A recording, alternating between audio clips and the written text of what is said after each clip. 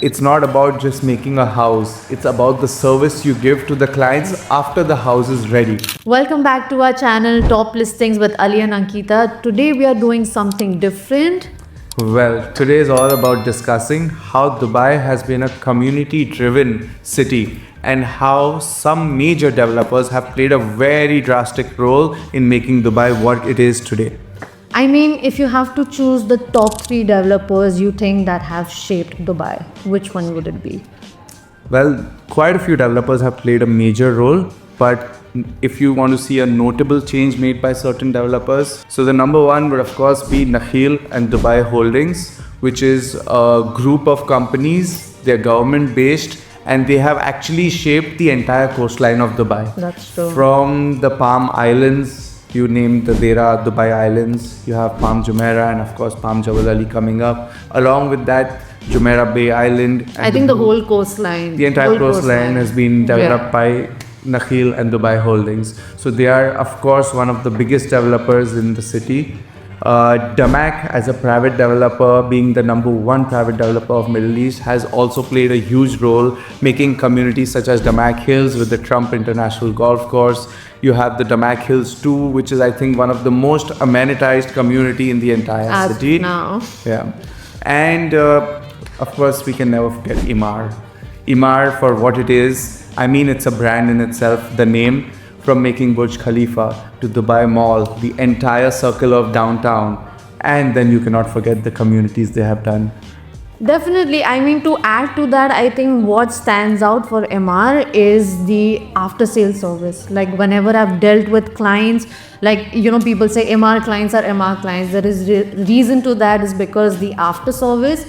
And other than that, I think Emaar is the only brand that has its own its own brand of hotels, like the address. I mean, that I think none of the other developers have right now. So it actually shows how much they are into hospitality, and that also shows in their property management. So you will always see Emaar communities, Emaar projects in general. Even if you visit them 10 years later, from the handover, there is a difference. You can see the communities still look new. The property management is very well taken care of, the entire community. And of course, like the after sales service for a customer is the most important. Everyone is a satisfied customer. Every Emaar customer is happy. True. And like Mr. Muhammad Al-Abar said, that it's not about just making a house. It's about the service you give to the clients after the house is ready. So client servicing is, I think, the first parameter which Emaar looks at and Emaar takes care of, and that's why an Emaar client is always an Emaar client. It's all about client satisfaction. That's actually true. Did you know that Emirates Living was the first gated community that was launched in Dubai, and it was by Emaar? Yeah, I mean, it was early days. I think freehold real estate was like a new thing in Dubai just prior to that, and Emaar understood the demand for houses, especially for expats, because they were renting villas in Jumeirah of locals, but they would prefer to have their own property. Yeah. And looking at that demand, they launched the Emirates Living community, which included, of course, the Springs townhouses, Meadows and Lake villas, and then you had the mansions in Emirates Hills. Emirates Hills. And it was still the most prime property in Dubai. It certainly is. Something to note is that when it was initially launched, Emirates Hills in specific was launched and sold as plots. So you had 3 types of plots in the community. The first was the middle row, which was sold by Emaar originally at 90 dirhams per square foot, 90. Wow. Then you had the golf course facing plots, which were at 100 dirhams per square foot. Imagine the ones on the golf course. And then you had the lake facing ones, which were at 110 dirhams per square foot. And what are the approximate prices right now? Trust me, you don't want to know, but I'll tell you. The middle row will go anywhere between 2,000 to 2,500 dirhams per square foot. Of course, the lake and the golf course facing can go anything above 2,750 to even 3,500. So, I mean, that's what Emaar has done for its clients over the years. And coming back to Emirates Living and the first gated community, it was such a big success and such a good sellout that Emaar realized there's probably even further demand. And then they came up with Arabian Ranches 1. Yeah. Yeah. Arabian Ranches 1, I think at that time it was not even considered to be a part of Dubai. Like it was so far away according to people. Like I think everyone was not understanding the vision, but then the people who did invest in there, I think they realize now what Arabian Ranches 1 is. There is still demand, like high demand in Arabian Ranches 1, and it's still, I think, difficult to get a good unit, a good property over at there a good price. That's At a good 100% price. true. You know, at the time, Arabian Ranches 1 was located next to Global Village, of course, but Global Village was very small. Yeah. And Arabian Ranches was literally in the middle of the desert, and there was no infrastructure. Yeah. But when Emaar comes to a certain area, the Roads Transport Authority comes. Of The infrastructure is built. And then after that, other developers follow it. I think you can see that trend still happening in Dubai, because that happened back then, and even right now if you see, Emaar came up with the valley on Dubai Aling Road where there was nothing, and there are still some people who say that, oh, it's too far away from the downtown. By the way, it's like what, 23 minutes. I don't know how is that too far away. And I think then the other developers followed. We have some big names coming around. We have Miras, we have Shoba, and I'm sure there is so much more happening. Like we all know what's happening in and around that area. But then again, Emaar will be the one, by the time they start, they will be ready. And 100%. of course, the prices what we are getting right now, investors are going to see a good amount of capital appreciation right there. And I think the same trend again you can see with the new upcoming master community that they launched last year, the Oasis. True. The Oasis, I mean, firstly, again, everyone considered it to be far. But 1 year later of the launch, RTA made an announcement it's going to spend more than 1 billion dirhams on the infrastructure to take the roads of Al Khail Road, going it further ahead all the way till the end of Oasis. I mean, by then it's going to be like a 7-minute drive from Dubai Hills Estate. Dubai Hills Estate. So where is it far now? By the way, talking about Dubai Hills Estate as well, I think even that was considered to be far away in the middle of nowhere. It was a subprime location in terms that people consider it to be a subprime location. Yeah. It was right in front of Al Quoz industrial area. People literally said, who's going to have a mansion across the street as an industrial area? And right now, I think it's the most successful again community within Dubai. Certainly, it's the most desired, the most sought after. So, I mean, it's a combination of things that happen for Emaar together. The best schools come in their community. The best hospitals come to their community. Emaar does the best landscaping and the best community development. So, all of these things put together, and then the RTA coming in and supporting Emaar. them. I mean, it takes Emaar's developments to another level. Like I said before, I think it's more about the lifestyle that Emaar provides. So it's again about hospitality, about lifestyle, and all of their communities have been super successful. They have like 30 years of track record. Any community that you pick from Emaar has been successful. Even talking about the RTA connection, what they did with Dubai Creek Harbour. It took a while to pick up as a community, but where it's right now, I think there is still a long way to go with what the vision of Dubai Creek Harbour is, and the road connectivity they have made, like multiple entry exits just for that community. Again, there were objections of the Ras Al Khor industrial area, which is getting vacant. moved. Yeah, It's getting moved. 5 years down the line, you will not have a Ras Al Khor industrial area. There will be so many more developments coming there. But people who invested early in Creek Harbour will see the real returns. And Creek Harbour is just 20% developed right now. There's so much more to come. And the government has also given metro connectivity to this location as well. I mean, if it is considered to be the new downtown, it will be really special. Of course, I mean, with the new tower coming up, which will be taller than Burj Khalifa, again made by Emaar. So I think it's just a developer that you can say is sort of dominating Dubai. I mean, it's building Dubai. It's literally building Dubai. I think 60 to 70% of Dubai is all built by Emaar. So I think that makes it more attractive as an investor, as a stress-free investment, because you know You put in your money, no matter what the amount is, you are going to make money. You're going to make money, your property investment is safe. Because people are very skeptical when they're purchasing a property. The safety and the risk involved is very important for them because it's a hard-earned money of an individual who's probably purchasing their first or the second property of their life. Yeah. So Emaar gives you that trust factor that your money is in a safe place. That's true. If I give you an option to choose any 3 of Emaar's community, which one would it be? I mean, Emaar has developed so many communities and so many more are coming. So you need to first tell me, should I choose from ready ones or off-plan? Off-plan. Okay. So in terms of off-plan, I think firstly, Emaar South. Emaar South, because of the factors that its location, it's located in a very upcoming prime location, which is close to the largest airport in the world, the largest logistics corridor in the world, and at the same time it being a golf course community, which is ready. The golf course is ready and residences are coming. I think South has a very bright future. Definitely. And Emaar is the first developer to enter the area as always. So anybody who's invested in South, I think they're looking at a very bright future.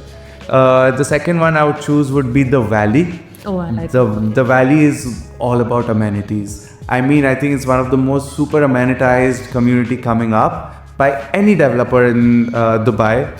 And also because of its location. I think people don't understand the location really. Yeah.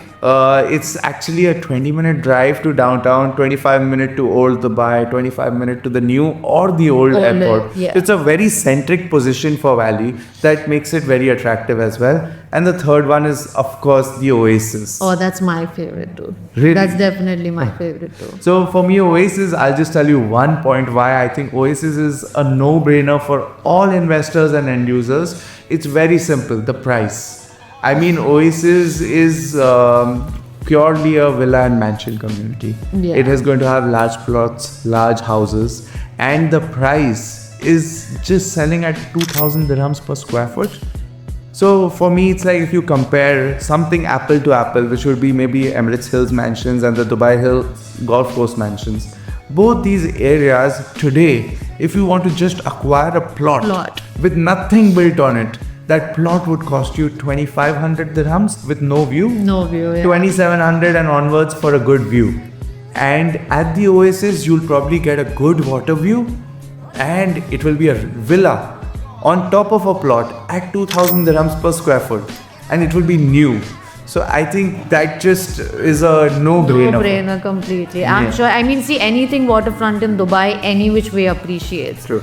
And there are a lot of other details, I think, which people don't consider. Like you mentioned about Dubai Hills, right? Dubai Hills, the size of the master community is around 11 million square meters, roughly. Yeah. And if you see these amount of residences, there are 36,000 plus residences within that landmass. And there's so many more buildings coming up. More buildings coming up. And if you compare the Oasis, like you said, it's only and only villas and mansions. There are no townhouses, no apartments, which even Emirates Living doesn't have. It has a combination of all. And the size of Oasis is around 9.2, 9.3 million square meters, similar to what Dubai Hills Probably is. 20% smaller. And there are only 7,000 residences coming there. 7,000 compared to 36,000. That's like, you can see what the density is. Like 1/4.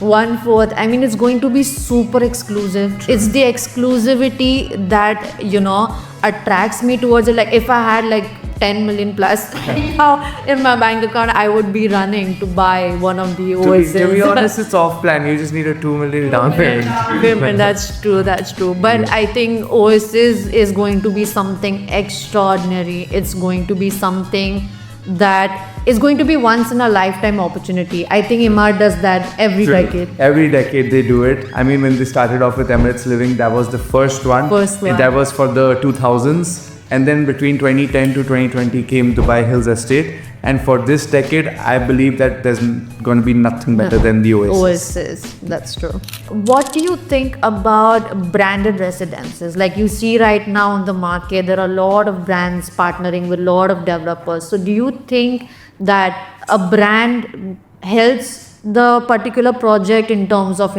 appreciation, capital appreciation, or on return on the investment? Yeah, according to me, it's not about a brand. It's about which brand is partnering with which developer. I mean, today if a clothing brand comes and partners with a developer, I don't know. I'm not so sure what kind of an impact it will have. We'll find out when they're delivered. Yeah. But if it's a hospitality brand, like a 5-star hotel of address, which is partnered with Emaar having its own brand, and them making a branded residence together makes a lot of sense to me, because we've seen it in the past. Yeah. The address hotel residences in downtown, the address sky view, the fountain views. I mean, all of them are trading 2x if not more. You don't find vacancy in these units. Regardless of the service charges, people are happy to pay. There's a high demand, especially for address in downtown. Actually, address anywhere. There is such a high demand. People are ready to pay a ridiculous sum of money for the services, for the maintenance charges, because they enjoy those services. Those services are adding value to its customers. So of course, certain brands like the address have a huge positive impact on good developments. A big example would be the address Hillcrest. I mean, that product was launched in Dubai Hills estate. I think it was in late 22 or early 2023, where 5 bedrooms were sold by Emaar at 18 million, going up to 20. And the 6 bedrooms were 22 million, I feel. These villas are not yet ready. They're going to get delivered end of this year, basically end of 2025 and early 2026. But they're already reselling in the market for 27 million, 28 million and above.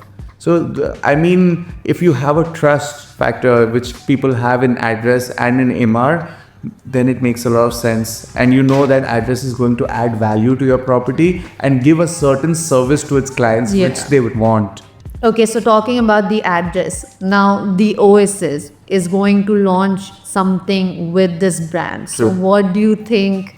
I mean, of course, it's such a niche product. The Oasis itself is so exclusive, and then something like address coming in, which is going to be more super exclusive within the community. So the thing is that, when address comes, it will be in the most prime spot within Oasis. It might just be right in the center with water or park views from all 4 sides. And at the same time, I mean, like you said, Oasis is super exclusive already. And then address being another very exclusive product of Emaar.